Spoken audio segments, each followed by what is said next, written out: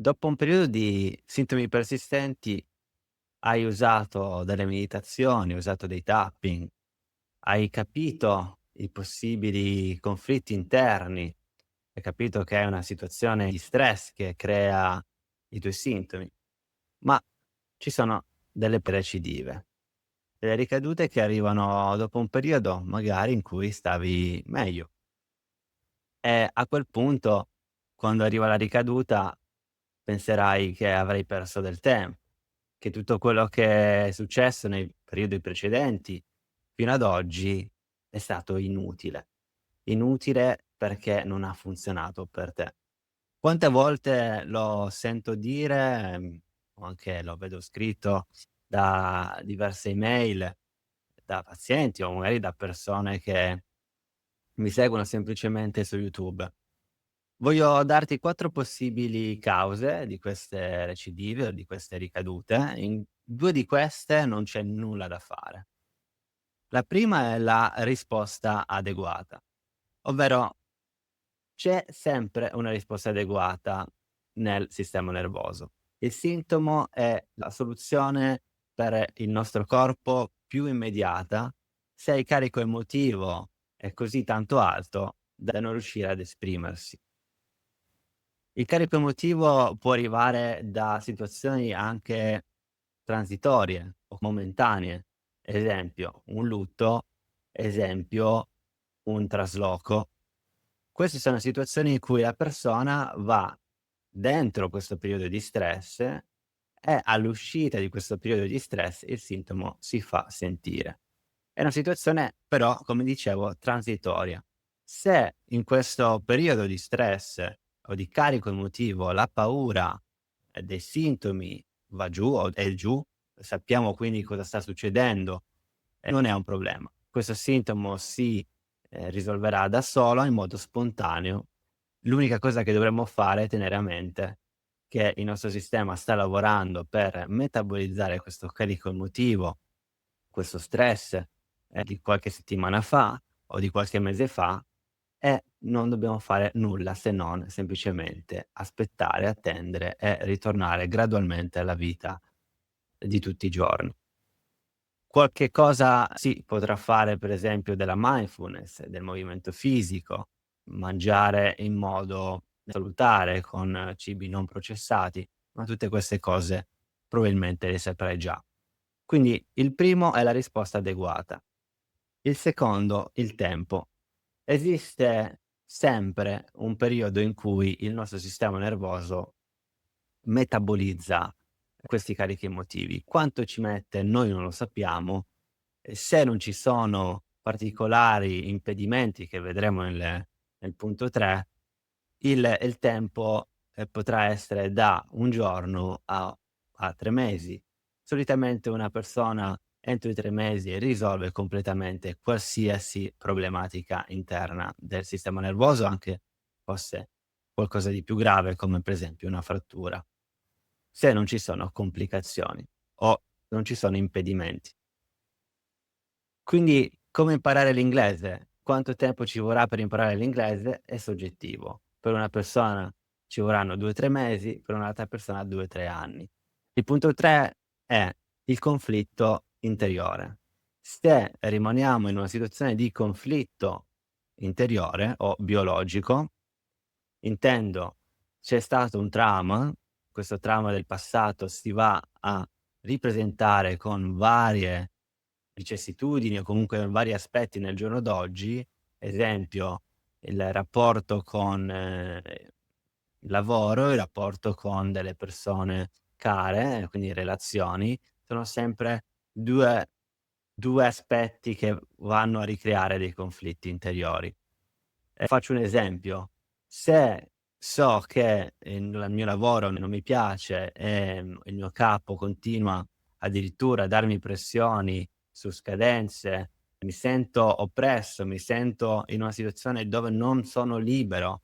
Questo è un conflitto che se non viene risolto e qui non serve solo capirlo, ma serve dell'azione, quindi serve qualcosa che va verso un licenziamento o un decrementare le ore di quel lavoro. Ci serve qualche cosa qui che ci va a portare verso una soluzione adeguata per noi. Qual è la soluzione adeguata per noi? Te lo dirà il tuo sintomo.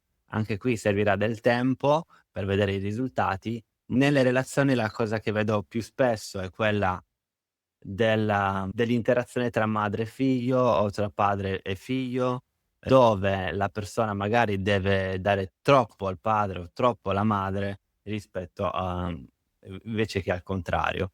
Una persona che magari deve accudire per troppo tempo la madre, fa sì che si distrugge una delle leggi dell'amore, che è quella del dare e ricevere almeno al 50%, 50 e 50.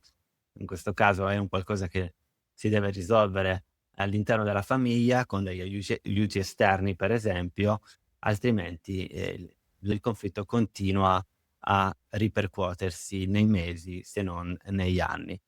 Possiamo fare tutta la meditazione che vogliamo, il tapping che vogliamo, ma poi il conflitto deve essere risolto con delle azioni. Il cambio quindi delle condizioni esterne che appunto cambiano le condizioni interne nostre. L'ultima è il legame sul sintomo. Inconsciamente i nostri sintomi sono presenti perché ci fanno comodo.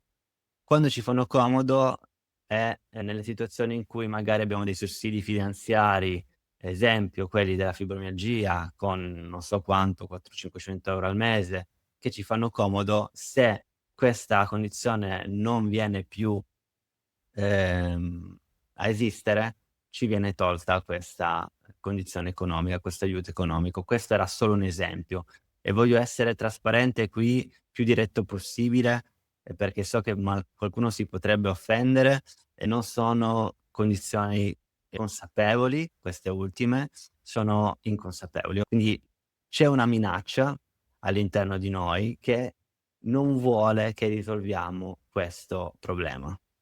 Perché se risolviamo questo problema dovremmo cambiare identità. Quindi c'è questa morte dell'ego, la morte della nostra identità precedente. Questo lo si capisce solo facendo una propria analisi, facendosi delle domande e parlandosi all'interno, dicendo: "Chi sarei io se il mio dolore al collo, alla schiena o alla pancia, lo stomaco non fosse più qua? Cosa farei?" Questo potrebbe portarti sulla paura, perché saresti completamente perso o persa sul cosa fare. Ecco, qui sai che c'è probabilmente questo tipo di conflitto, una sorta di identità che è rimasta incollata, che ti sta veramente portando molta resistenza al cambiamento. In quest'ultima causa, andare verso delle azioni che, nonostante non siano facili, ma sono necessarie per la nostra evoluzione. Dico spesso che il dolore o il sintomo persistente è un richiamo a un'evoluzione spirituale o personale. Quindi ricordati quando i sintomi, ritorneranno, sarai in una recidiva, una tra virgolette, una ricaduta, su quale di questi 4 ti trovi. Ti trovi in una risposta adeguata perché c'è stato un carico emotivo momentaneamente alto e servirà quindi, un'assenza di paura e della rassicurazione da parte del terapista o da parte tua, che sarà solo un momento di allerta per il nostro sistema e andrà giù in modo spontaneo. 2, il tempo necessario per ricalibrare e riequilibrare il sistema nervoso, regolarlo. E qui come fai a sapere se dovrei ancora aspettare? Fai un'analisi su quanto durano queste ricadute, quant'è frequente questa ricaduta nel tempo. E se sei nella direzione giusta queste ricadute, queste frequenze, saranno sempre meno.